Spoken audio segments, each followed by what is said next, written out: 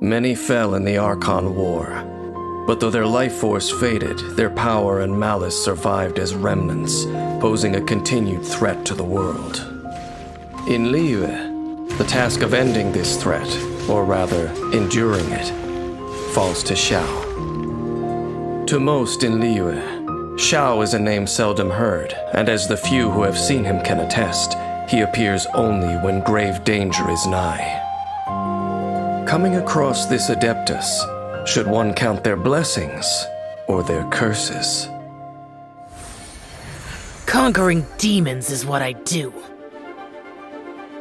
Hailed as the conqueror of demons, Xiao's abilities are unparalleled among the Adepti. As such, he vanquishes demons without breaking a sweat. Xiao is agile. His movement skills allow him to dart around the battlefield, and when he dons the mask of the Yaksha, his abilities are enhanced even further, as he purges evil and protects Liyue. After years of honing his abilities, Xiao has developed an Adeptus art that affords him strength at high altitudes. When Xiao is in the party, the active character consumes less stamina while climbing. Xiao's normal attack can combo up to 6 strikes, dealing physical damage to enemies. Holding the attack button causes Xiao to consume stamina and perform an upward thrust, dealing physical damage and lifting enemies into the air. While airborne, press attack to perform a plunging attack, striking enemies on the way down and dealing AoE damage upon landing. Xiao will not lose HP from a plunging attack, no matter how high he starts. Use Xiao's elemental skill to lunge forward, dealing anemo damage to enemies in his path. Make adept use of this skill to dart effortlessly around the battlefield, dealing damage while tactically adjusting your position. Also, lemniscatic wind cycling can be used while airborne, making it easy for Xiao to navigate challenging terrain, aiding with exploration. Lemniscatic wind cycling starts with 2 charges available. After unlocking the talent Dissolution Aeon Heaven Fall, if Xiao uses multiple charges in quick succession, damage dealt increases with each one. Evil conquering! When Xiao unleashes an elemental burst, he dons the Yaksha's mask that once struck fear into gods and demons alike. His attacks now deal anemo damage, which cannot be overridden by another elemental infusion. And Xiao's attack AoE and damage are both increased.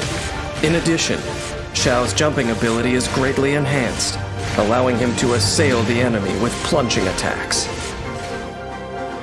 The Yaksha's mask brings enormous power, but also great suffering. During Xiao's elemental burst, he will continually lose HP. This effect stops if he leaves the field. After unlocking the talent Conqueror of Evil, Tamer of Demons, while Bane of All Evil is active, Xiao's damage gradually increases. When Xiao goes into battle, danger follows in his wake. To avoid harming others, he acts quickly, completing the task at hand as efficiently as possible. As the fight begins, Xiao uses his elemental skill to move rapidly around the battlefield, changing strategic positions, dealing damage as he goes, and building up energy.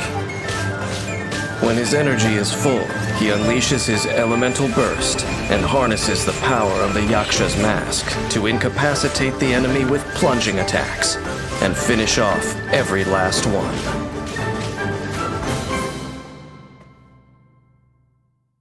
For millennia, tales of the Yakshas have been told in Liyue. But over time, these defenders of the masses have all but disappeared. Only Xiao still honors his contract with the Geo-Archon by performing the duties assigned to him, though the cost of this duty is perpetual solitude. I know that Adepti suffer heartache just as I do, but I cannot know Xiao's future.